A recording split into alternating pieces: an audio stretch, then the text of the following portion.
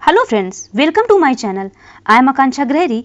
आज मैं आप लोगों के लिए हिंदी पाठ्यक्रम लेकर आई हूँ, मीन्स हिंदी का सिलेबस लेकर आई हूँ। यूपी आरओ एंड एआरओ के लिए मैं आप लोगों के लिए सिलेबस लेकर आई हूँ। ठीक है, ओके। देखिए, मैंने आपको बताया था कि इसमें 200 क्वेश्चंस आते हैं, जिनमें से 140 नंबर हमारे आते हैं जीएस के और 60 नंबर आते हैं हमारे किसके, हिंदी के।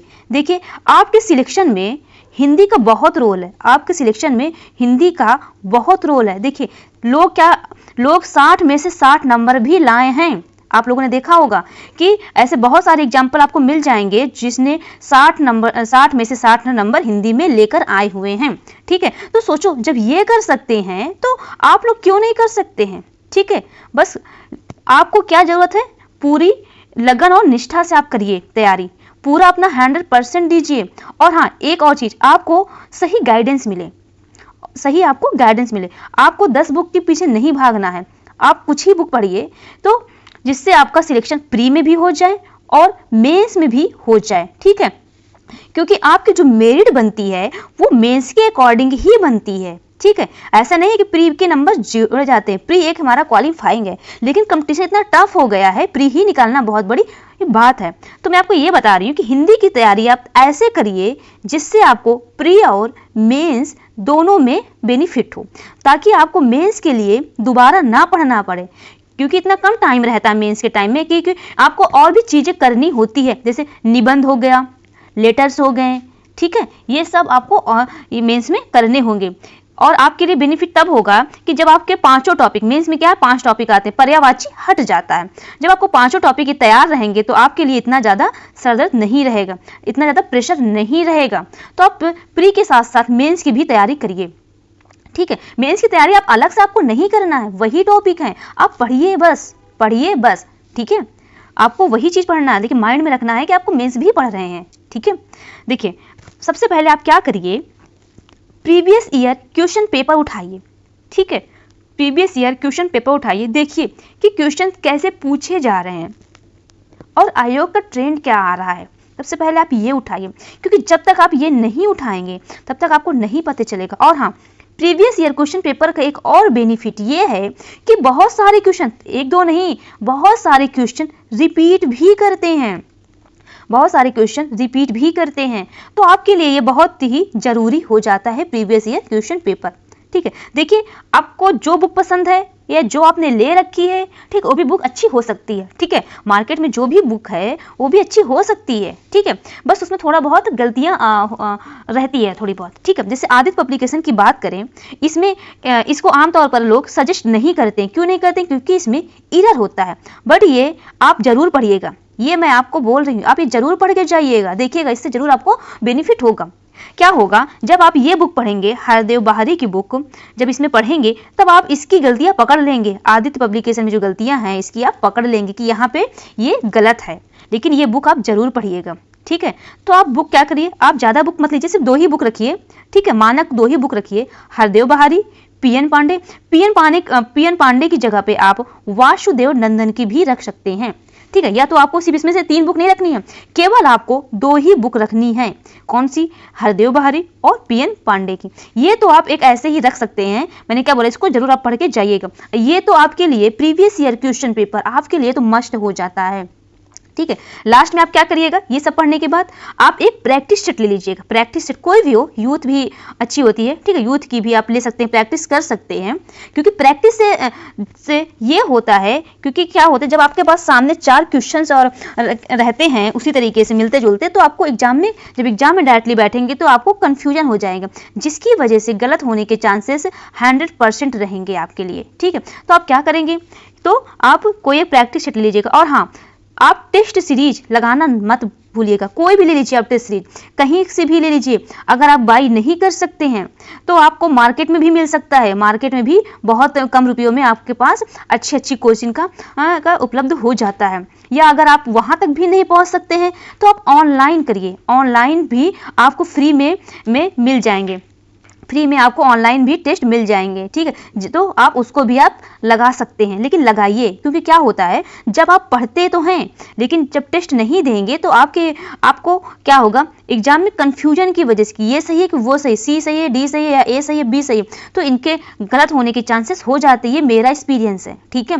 तो जब तक आप क्वेश्चन की प्रैक्टिस नहीं करेंगे तब तक आपके आंसर्स अच्छे से सारे सही नहीं हो सकते। और आपका टारगेट आप क्या रखिए, हिंदी में 60 रखिए आपका टारगेट। अब बहुत आसानी से ये आ भी सकते हैं।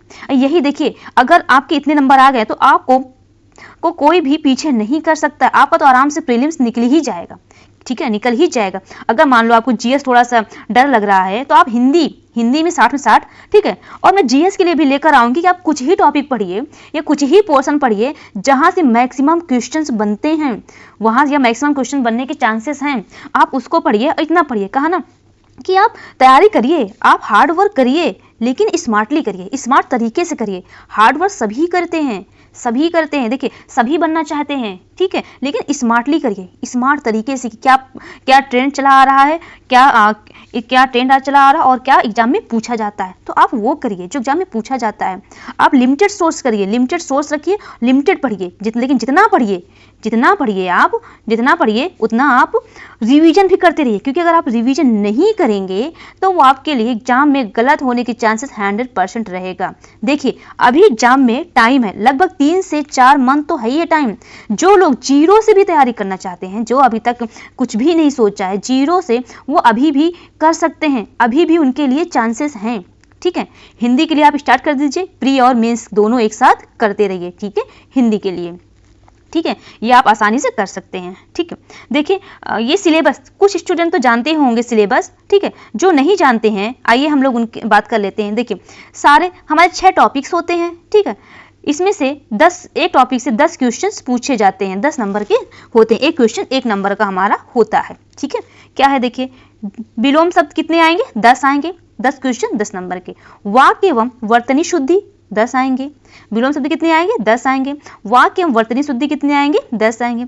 अनेक शब्दों के एक शब्द, देखिए ये बहुत ही इजी है, अनेक शब्दों के लिए एक शब्द, ये बहुत ही इजी है, ठीक है।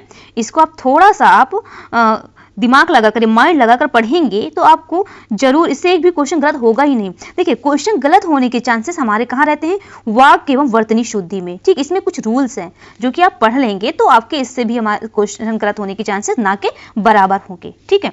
वाक्य एवं वर्तनी शुद्धि।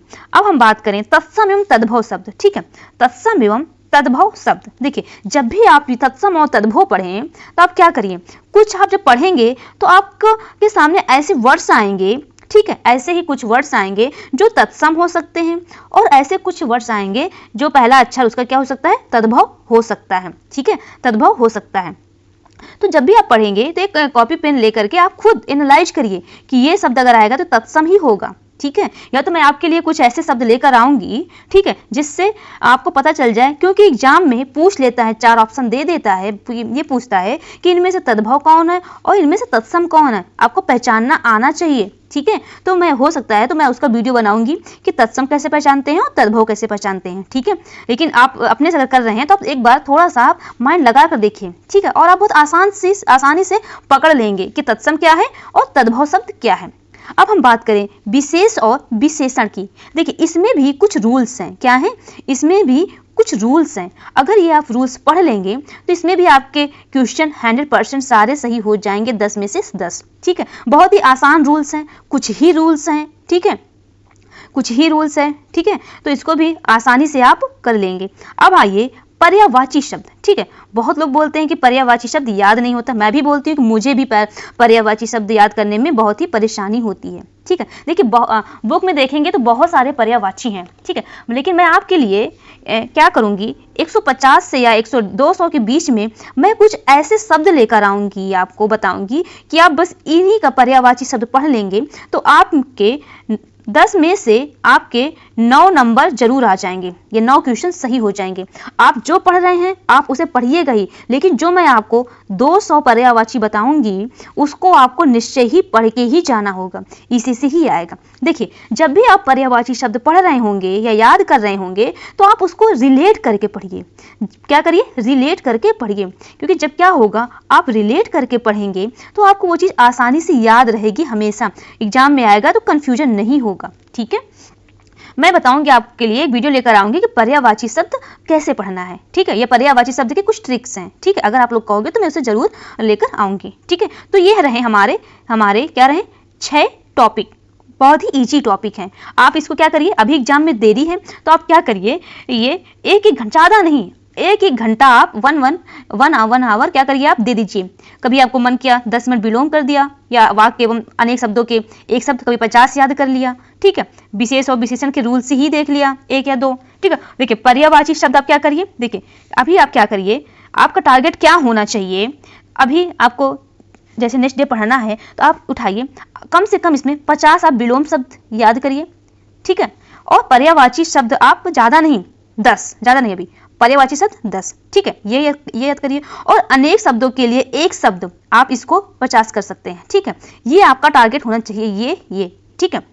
और तत्सम तद्भव आप ज़्यादा नहीं 10 करिए। ठीक है, 10 करिए, ये आपका टारगेट होना चाहिए। सबसे पहले आप ये सब डेली आपको करना ही है। देखिएगा, अभी एग्जाम में देरी है, ठीक है, 3 से 4 मंथ है, इतना करते करते आपको इतना ज़्यादा हो जाएगा, इतना आपके पास हो जाएगा कि आपको आसानी से, जब बार बार रिवाइज करेंगे तो आसानी से आपको तुरंत ही याद हो जाएगा, तुरंत आप वहाँ पे आंसर सही कर लेंगे। ठीक है, ओके फ्रेंड्स, आप लोग फीडबैक जरूर दीजिएगा, ये मेरा आपको सुझाव कैसे लगा। ठीक है, ओके फ्रेंड्स, थैंक यू।